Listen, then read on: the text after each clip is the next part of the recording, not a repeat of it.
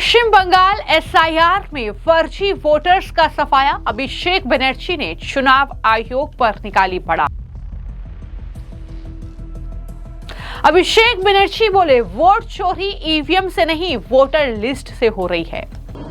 Vote चोरी EVM में नहीं हो रहा है, ये मैं दौड़ा देता हूं। ये ईवीएम जो भी कहता है, जिसको चुनाव कराना आता है वो वोटर लिस्ट में नजर दे।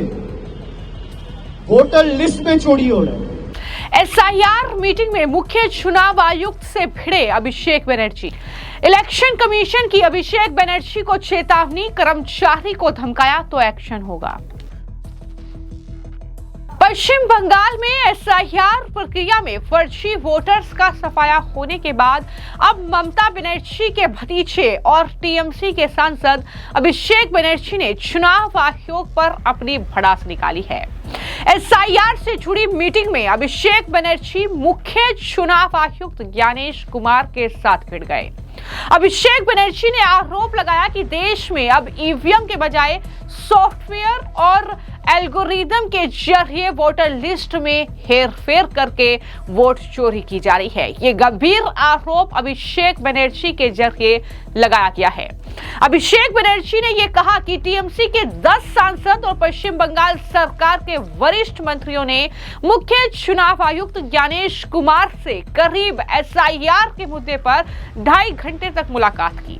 इस मुलाकात के बाद अभिषेक बनर्जी ने कहा कि जब हमने बात रखनी शुरू की तो मुख्य चुनाव आयुक्त अपना आपा खो बैठे और वो मेरी बात पर गुस्सा होने लगे। मैंने उनसे कहा कि आप नॉमिनेटेड हैं और मैं जनता द्वारा चुना हुआ हूं। आप अपने बॉस के प्रति जिम्मेदार हैं, मैं बंगाल की जनता के प्रति जिम्मेदार हूं। अगर उनमें हिम्मत है तो मीटिंग की फुटेज भी सार्वजनिक करें। ये बड़ी बातें अभिषेक बनर्जी के जरिए कही गई है। यानी बिल्कुल वही तस्वीर देखने को मिली जो ममता बनर्जी शुरू से कहती आई हैं कि अगर पश्चिम बंगाल में एसआईआर होता है, अगर वोटर लिस्ट से नाम हटाए जाते हैं तो हम चुनौती देते हैं चुनाव आयोग को, और तमाम तरह की धमकियां चुनाव आयोग, मुख्य चुनाव आयुक्त ज्ञानेश कुमार को दी गई है। और उसके बाद अब वही तस्वीर नजर आ रही है जब अभिषेक बनर्जी मीटिंग करते हैं मुख्य चुनाव आयुक्त के साथ और इस तरीके के गंभीर आरोप उन पर लगा रहे हैं। क्या कहा है अभिषेक बनर्जी ने, जरा सुनिए। कांग्रेस ने किया है, आम आदमी पार्टी दिल्ली में पकड़ नहीं पाया, बिहार में आरजेडी कांग्रेस पकड़ नहीं पाया, इसलिए बीजेपी 88% का स्ट्राइक रेट लेके जीता है। बीजेपी महाराष्ट्र में जीता है, स्ट्राइक रेट है 88%। बीजेपी दिल्ली जीता है, स्ट्राइक रेट है 88%। बीजेपी बिहार जीता है, स्ट्राइक रेट है 88%। ये कोइंसिडेंस लगता है आपको? वोट चोरी तो यहां हो रहा है, वोट चोरी ईवीएम में नहीं हो रहा है, ये मैं दौड़ा देता हूं। ये ईवीएम जो भी कहता है, जिसको चुनाव कराना आता है वो वोटर लिस्ट में नजर दे। वोटर लिस्ट में चोरी हो रहा है और यही चीज कोई और पॉलिटिकल पार्टी पकड़ नहीं पाया। अगर कोई पॉलिटिकल पार्टी कांग्रेस ने पकड़ लिया होता, हरियाणा से, महाराष्ट्र से, न्यू दिल्ली से, बिहार से, चारों स्टेट में बीजेपी हारती। वो व्हाट्सएप के बेसिस पे डायरेक्शन दे रहे। A government functioning is governed by official circular and notification, not by WhatsApp directives. The union government plans to run the country on WhatsApp. The election commission of India wants to run the country and the state on WhatsApp without issuing any official circular and formal notifications. What is compelling them from issuing notification, from issue and notification? Because they know if we issue a notification, all political party in the country, including us, will have the right to challenge it in the court of law. That is why they are not doing it. Why will BLA2s will not be allowed to be a part of the hearing venues? If they can be a part of the entire SIR process when the enumeration forms are distributed, if they can remain present within the polling station when the votes are being cast, why can't they be a part of the hearing process? What is it that the election commission is trying to hide? Why is it not making the logical discrepancy list public? How can you clean a list by hiding details? Answer नहीं। उनको लगता है गला उठा के बात करेगा और थोड़ा बहुत जोर से बोलेगा तो सब दम जाएगा। हम लोग जब बात करना शुरू किए, पहली बात तो जब कोई बोल रहा था वो रोकने टोकने लग गया। He started losing his temper।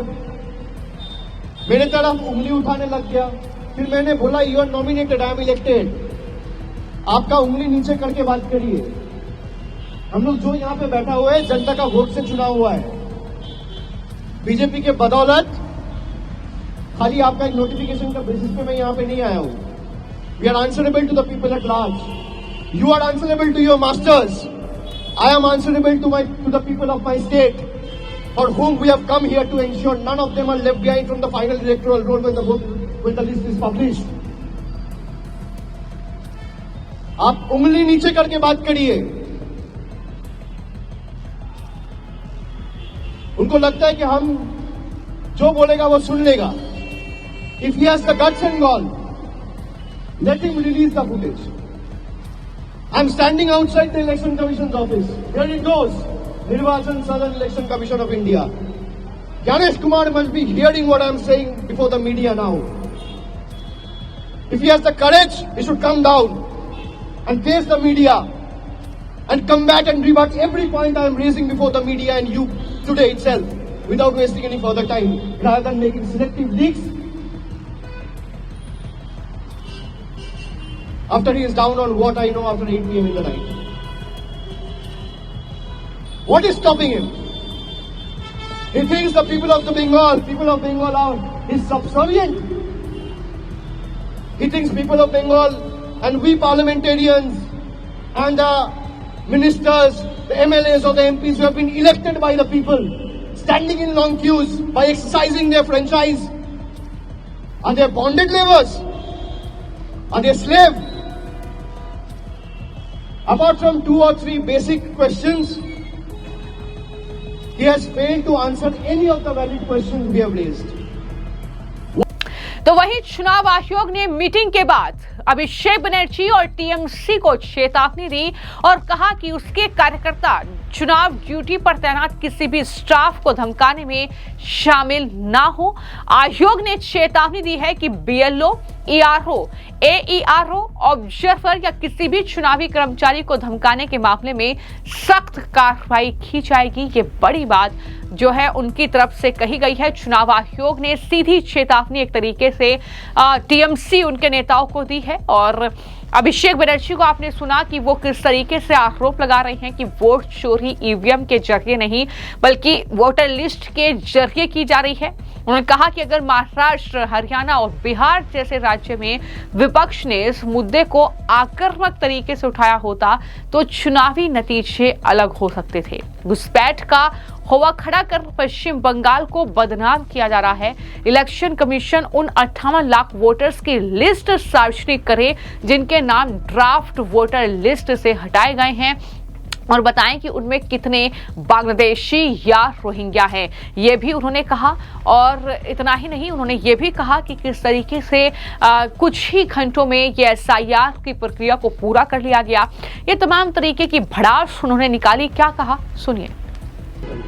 जितना ताकत लगाना है आप लगाओ। आप इलेक्शन कमीशन को लगाओ, आप सीबीआई को लगाओ, आप ईडी को लगाओ, आप इनकम टैक्स को लगाओ, आप पैरामिलिट्री फोर्स लगाओ, आप जुडिशियरी को लगाओ, आप मीडिया को लगाओ। जनता हमारे साथ है। यही चीज अगर कांग्रेस पकड़ लेती तो आज हारती, आज बीजेपी हारती। यही चीज पकड़ नहीं पाया। मैं appeal to all like minded party, specially the one in the opposition, कि वोटर लिस्ट में चोरी हो रहा है, सॉफ्टवेयर से चोरी हो रहा है, ईवीएम से चोरी नहीं हो रहा है। बिकॉज ईवीएम आपको चेक करने का मौका मिलेगा। You are not getting to understand what algorithm they are running and what kind of software they are using to remove 50 lakh 1 crore voters and disenfranchise them. यहीं पे चोरी हो रहा है और इसको रंगे हाथे पकड़ लिया गया है। अगर चोरी नहीं हो रहा है तो लॉजिकल डिस्क्रिपेंसीज का जो 1 करोड़ 36 लाख लिस्ट है ये रिलीज करें। भाई एसआईआर पहले भी हुआ है, कोई दिक्कत नहीं है, लेकिन कोई सस्पिशियस लिस्ट बोल के कभी नहीं था। लॉजिकल डिस्क्रिपेंसी बोल के कोई लिस्ट नहीं था। 2002-03 में जब एसआईआर हुआ था, there was nothing called suspicious list. And I have told the Chief Election Commissioner, you are trying to weaponize the electoral roll. You are trying to weaponize the electoral roll based on this suspicion list. कहां से आया ये suspicious list? कौन बनाया? आपका software चला के दिखाइए। चलो हमें छोड़ दीजिए, मीडिया वालों को दिखाइए कैसे सस्पिशन लिस्ट बना, कौन सा सॉफ्टवेयर से कौन सा एल्गोरिथम रन करके। जरा आप मुझे बताइए, एक सवाल मीडिया के कोई भी मुझे बता दे, 7 करोड़ 66 लाख वोटर बंगाल का वोटर लिस्ट में था, 58 लाख वोटर निकल गया, अब 7 करोड़ 8 लाख वोटर है। भाई जिस एक्सरसाइज को करने में 80,000 BLO, 8,000 BLO supervisor, 3,000 AERO, 300 ERO, 23 DEO और पूरा मशीनरी लगा के जो आप 2 महीना में करें, इलेक्शन कमीशन के पास कौन सा ऐसा जादू है कि वो 1 घंटा में लिस्ट सैनिटाइज करके बता दिया कि वो 1 करोड़ 36 लाख लोगों का डिस्ट्रीब्यूशन है। जादू का खड़ी क्या है? What magic wand does they have? किसके बेसिस पे, आधार पे? आप लोगों को जो लॉजिकल डिस्क्रिपेंसी का डेटा दिया गया वो कब दिया गया? 16 दिसंबर। ड्राफ्ट इलेक्टोरल रोल कब रिलीज हुआ? 16 दिसंबर। भाई एक ही दिन में जो 1 लाख लोगों को 2 महीना करने में लगा, आप एक दिन में 1 घंटे में करके कैसे दे दिए?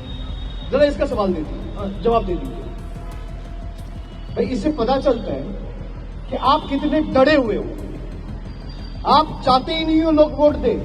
पहले वोटर सरकार तय करती थी, अब सरकार वोटर तय करता है। यही तो बीजेपी का नया भारत है कि पहले वोटर तय करता था कि प्रधानमंत्री कौन बनेगा, सरकार में कौन बैठेगा। अब सरकार तय कर रहा है कि पोलिंग स्टेशन में कौन जाएगा और वोट कौन देगा। पूरा देश को इकट्ठा होकर इसको रोकना चाहिए और हर पार्टी को इस इलेक्टोरल रोल में जो चोरी है उसको पकड़ना चाहिए। हमने ये चोरी पकड़ा है। बंगाल में आपने नहीं देखा कितने लोग, हमारा एक काउंसिलर टांकुनी म्यूनिसिपैलिटी में जिंदा है, उसको डेथ दिखा दिया। ऐसे हजारों केसेस थे। तो अभिषेक बनर्जी ने कहा कि वोट चोरी के खिलाफ लड़ाई टीवी चैनल या सोशल मीडिया पर बहस से नहीं जीती जा सकती। उन्होंने कहा कि कांग्रेस और दूसरे विपक्षी दल को जमीनी स्तर पर मौजूद रहना होगा, यानी एक तरीके से राहुल गांधी, तेजस्वी यादव की जो राजनीतिक काबिलियत है उस पर भी उन्होंने सवाल उठाए और कहा कि इससे स्पेशल इंटेंसिव रिवीजन और स्पेशल समरी रिवीजन के चरण में होने वाले हेरफेर को रोका जा सकेगा और बंगाल में हम वोट चोरी नहीं होने देंगे। ये भी अभिषेक बनर्जी ने कहा। बिल्कुल ममता बनर्जी की भाषा बोली। उन्होंने चुनाव आयोग और बीजेपी पर निशाना साधते हुए कहा कि समान विचारधारा वाले दलों को इस वोट चोरी को पकड़ना चाहिए जो मतदाता सूचियों में सॉफ्टवेयर के जरिए हेरफेर करके की जा रही है। तो इस तरीके से अभिषेक बनर्जी ने अपनी भड़ास चुनाव आयोग और साथ ही बीजेपी पर निकाली। जैसा कि मैंने आपको बताया कि टीएमसी के 10 सदस्य प्रतिनिधिमंडल ने मुख्य चुनाव आयुक्त ज्ञानेश कुमार से राजधानी दिल्ली में चुनाव आयोग में मुलाकात की। प्रतिनिधिमंडल ने पश्चिम बंगाल में एसआईआर प्रक्रिया से जुड़ी तमाम बातें उनके सामने उठाई और इसी दौरान अभिषेक बनर्जी ने मुख्य चुनाव आयुक्त पर गंभीर आरोप लगाए और कहा कि आप चुनावी मतदाता सूचियों को हथियार बना रहे हैं, आप अपने आकाओं के लिए काम कर रहे हैं। इस तरीके की बातें कही गई हैं और अभिषेक बनर्जी ने धमकी भी दी है कि हम जो है कानूनी लड़ाई लड़ेंगे। उन्होंने एक तरीके से मुख्य चुनाव आयुक्त को चुनौती दी कि वो लगभग 2.5 घंटे की बैठक की सीसीटीवी फुटेज जारी करें। उन्होंने कहा कि अगर चुनाव आयोग एसआईआर पर उनकी चिंताओं को दूर करने में विफल रहता है तो वो पार्टी कानूनी कार्रवाई करेगी। लेकिन वहीं पर चुनाव आयोग ने भी चेतावनी दी है कि अगर इस तरीके से हमारे कर्मचारियों को परेशान करने की कोशिश की जाएगी तो फिर एक्शन के लिए तैयार रहें। अब आने वाले वक्त में 2026 में ही यानी इसी साल पश्चिम बंगाल में विधानसभा का चुनाव होना है और तब तक किस तरीके से सियासत करवाती है, किस तरीके से चुनाव आयोग से भी टीएमसी भिड़ती हुई नजर आएगी, ये आने वाले वक्त में देखना होगा। फिलहाल आपकी इस मामले को लेकर क्या राय है हमें कमेंट बॉक्स में जरूर लिखें। धन्यवाद।